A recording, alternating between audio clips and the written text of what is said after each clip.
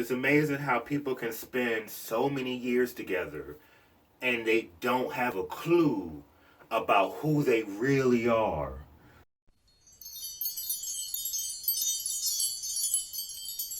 I'm checking out the second part of Iyanla Fix My Life with Neffe and Shelby, and we're picking it back up.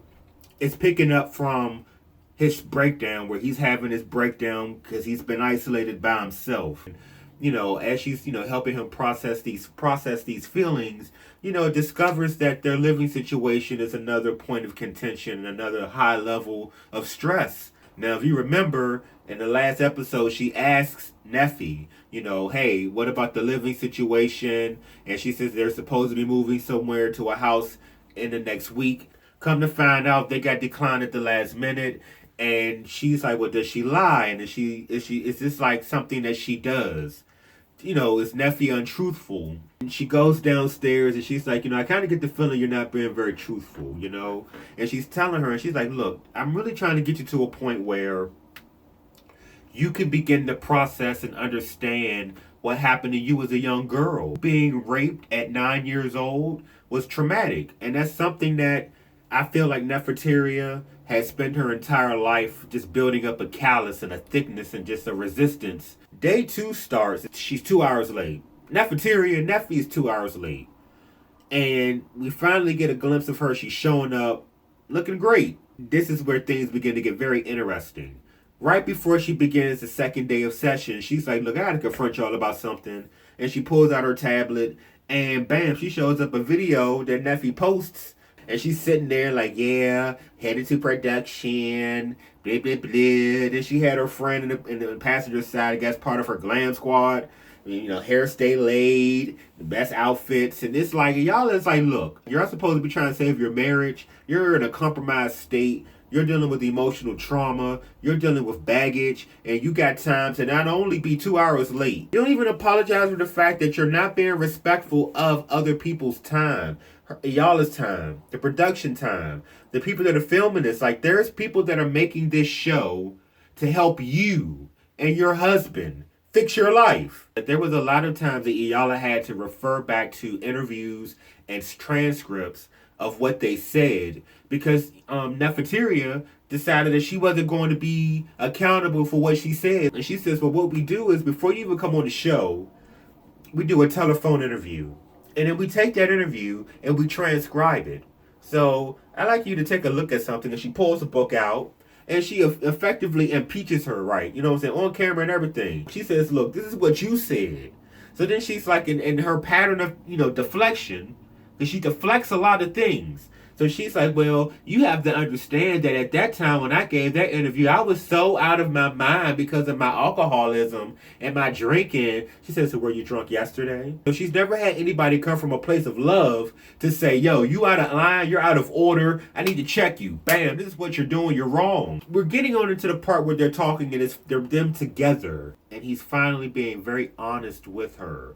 And he's telling her that he felt like he needed to save her because he saw someone in distress and he saw someone that needed help. In his mind, if he saw someone smile because he made them smile, then he would smile, even if that wasn't how he felt. And he felt like that was what happiness was.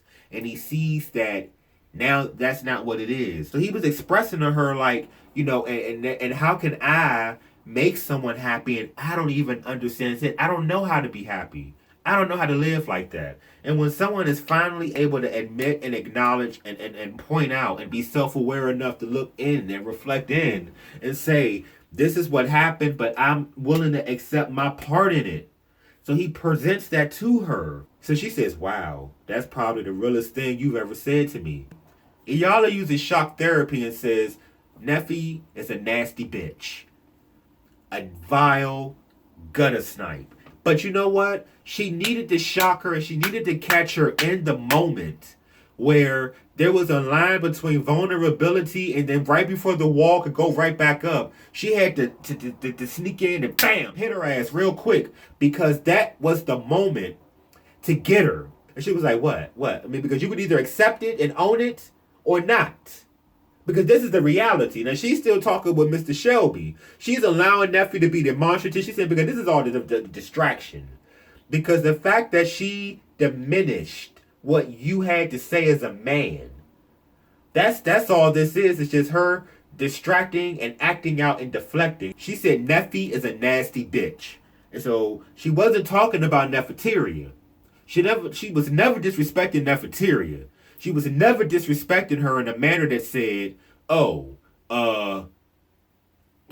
you're a bitch. Fuck you." That wasn't what she was saying.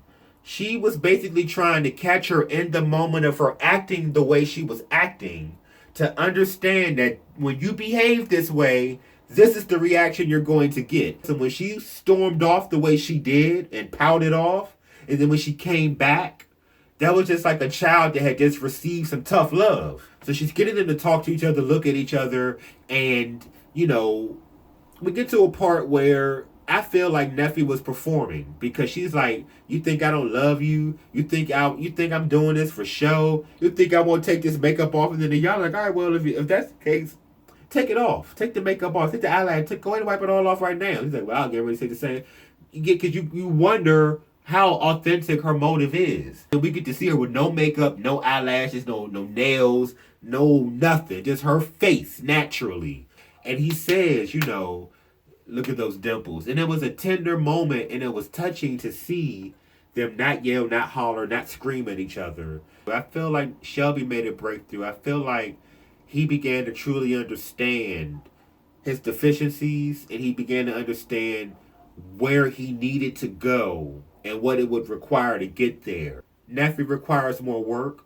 I feel like it can't be fixed in 2 days. I feel like that scholarship that Iyanla offered her for that weekend to be around other women that are going through the same type of work that she'll need to go through, I think she needs that. Because I don't want that to get lost in this as well. As much, and that's the thing that she had to bring and force to get her to understand as well. She was never disrespecting Neffeteria. She was never coming at her and disrespecting her as a woman or a person.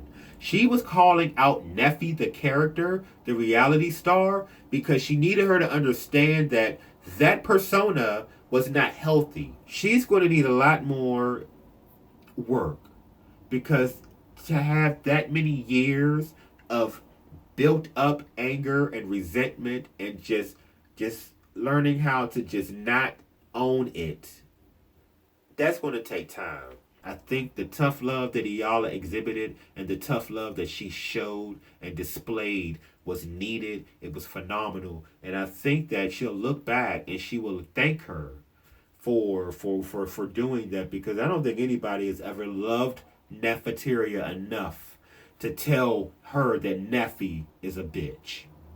Let me know how y'all feel about the episode. Let me know what y'all think. I was all prepared to kind of go off and do a whole "I'm a drag Neffe to hell" kind of video, but like Iyanla said, this was so much bigger than Neffe.